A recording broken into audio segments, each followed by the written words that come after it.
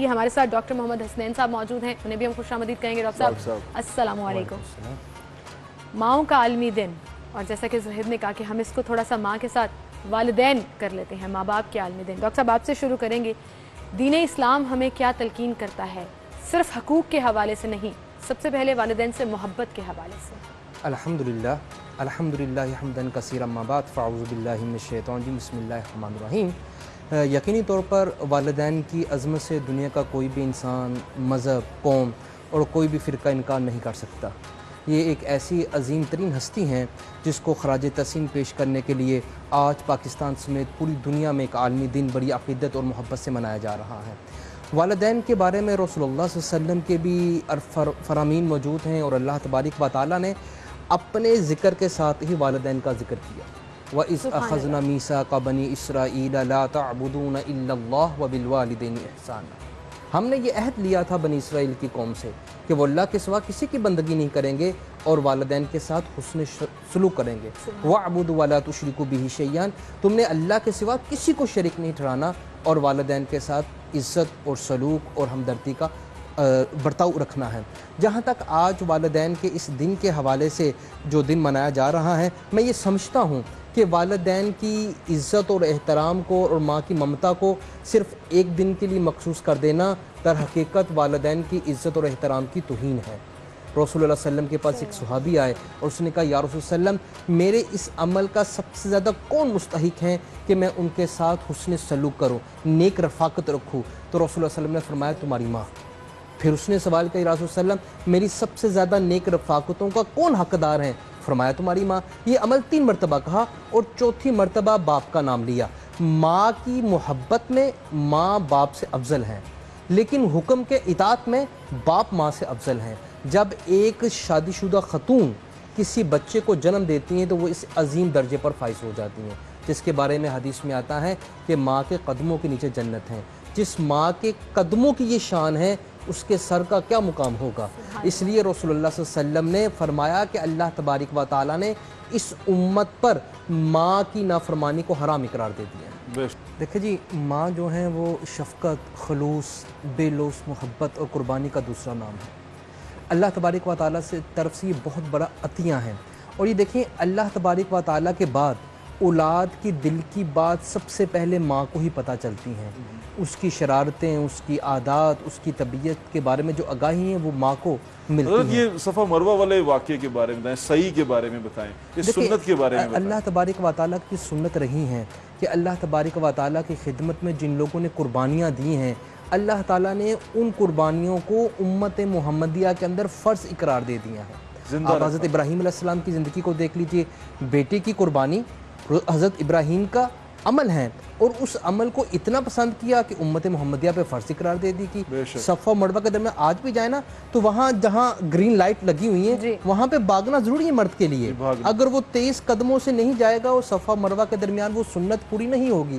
یہ حضرت خاجرہ کی قربانی تھی, اور ان کے عمل کو اللہ تبارک و تعالی نے اتنی تقویت دی کہ امت محمدیہ میں آج یہ فرض کی درجہ رکھتا ہے. میں آپ کی بات کروں, جس طرح میں نے کہا کہ ایک شادی شدہ عورت جب ماں بنتی ہیں, بچے کو جنم دیتی تو ماں کے درجے پر فائز ہو جاتی ہیں.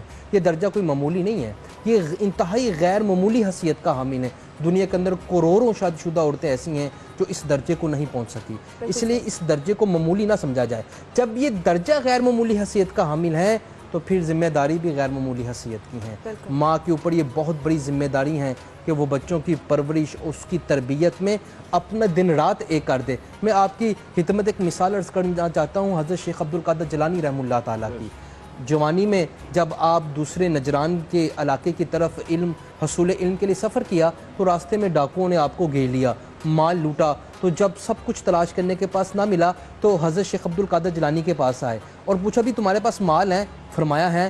تلاشی لی تو مال نہ ملا. کہا میرے پاس مال ہے اور کپڑوں میں میری ماں نے سیا ہوا ہے. انہیں کہا تمہیں پتہ نہیں کہ ہم ڈاکو ہیں, تمہارا مال چھین لیں گے؟ کہتے تم مجھے پتہ ہے تم ڈاکو ہو اور مال چھیننے کے غرض سے آئے ہو. لیکن اس نے حضرت شیخ عبد القادر جیلانی نے اپنے ماں کے کریکٹر کو پیش کیا. کہا میری ماں نے کہا تھا جھوٹ نہیں بولتے. تو اس ماں کے کریکٹر کو پیش کیا تو اس قبیلے کو اللہ تعالیٰ نے اس ماں کی کریکٹر اور سچائی پر ایمان کی توفیق دے دی، اس لیے جو آج کی مائیں ہیں ان پر ذمہ داریاں بھی دو رہی ہیں۔ اور میں آپ کے چینل اور پلیٹ فارم سے کہنا چاہوں گا، خدارا جو مائیں ہیں وہ اپنے بچوں کا دوسرے بچوں سے کمپیریزن نہ کریں، وہ جیسے بھی ہیں وہ آپ کے ہیں، اور یہ بہت بڑا عطیہ ہیں۔ اور قرآن حدیث میں تو یہ آتا ہے کہ نبی کریم صلی اللہ علیہ وسلم نے فرمایا کہ اللہ تبارک و تعالی، نبی صلی اللہ علیہ وسلم کے پاس ایک شخص آیا اور اس نے آ کے جہاد کی اجازت چاہی، تو رسول صلی اللہ علیہ وسلم نے فرمایا تمہارے گھر تمہاری ماں ہے؟ اس نے کہا ہے، فرمایا جاؤ اس کی خدمت کرو، یہی تمہارے لیے جہاد ہے۔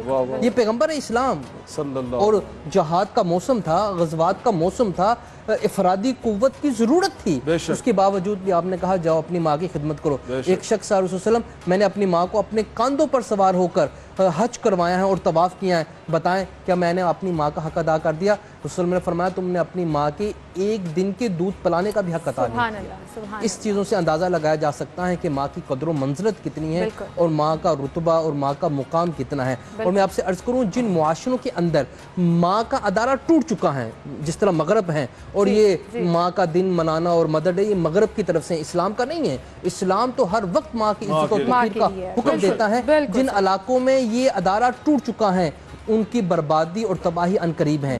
دین کی قدرہ سے طالب علم کے ناطے میں آپ سے عرض کروں کہ ماں کی عظمت اتنی ہے کہ رسول خدا صلی اللہ علیہ وسلم نے فرمایا کہ ماں کی ناراضگی میں خدا کی ناراضگی ہے، اور ماں کی محبت میں خدا کی محبت ہے، ماں کی رضا میں خدا کی رضا ہے۔ آج ہمیں حقیقت پسند ہونے کی ضرورت ہے، جس طرح آپ نے اشارہ کیا، ماں کا ادارہ آج ٹوٹ ٹوٹ کا شکار ہے۔ آج کی ماں اپنی اولاد سے تنگ ہے، جس طرح میں نے حدیث میں عرض کیا نا، رسول اللہ نے فرمایا کہ اس امت پر ماں کی نافرمانی حرام ہے۔ تو وہ کیا چیزیں ہیں؟ ماں کا حق ادا نہ کرنا، ماں سے ناجائز مطالبات کرنا، ناجائز ضد کرنا، یہ سب چیزیں اولاد پر حرام ہیں۔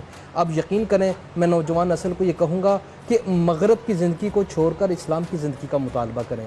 جتنا مقام ماں کو اسلام دے رہا ہے کوئی مذہب نہیں دیتا۔ اور میں آپ سے عرض کروں، جن کی مائیں چلی جاتی ہیں وہ اپنے ساتھ اپنی رحمتوں کو بھی لے جاتی ہیں۔ اللہ تو وقت کے نبی کو کہہ رہا ہے کہ جوتے اتار کر آنا، تیرے پیچھے دعا کرنے والی تیری ماں میرے پاس آ چکی ہیں۔ اب اس ماں کا کیا اندازہ لگائیں گے؟ اگر وہ ماں ذلیل ہو، اگر وہ ماں کو گالیاں دی جائیں، اور اگر چند کلاسیں پڑھ کر ماں کو انڈر ایسٹیمیٹ کیا جائے، تو پھر وہاں پہ کورونا نہ آئے، اللہ کے عذاب نہ آئے تو کیا ہے؟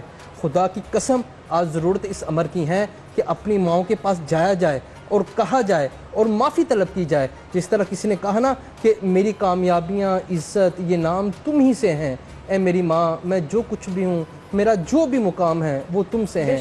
جب یہ چلی جاتی ہیں تو پھر آپ یقین کریں اللہ تعالیٰ کی طرف سے ایسی مصیبتیں آتی ہیں کہ انسان اس کا مقابلہ نہیں کر سکتا۔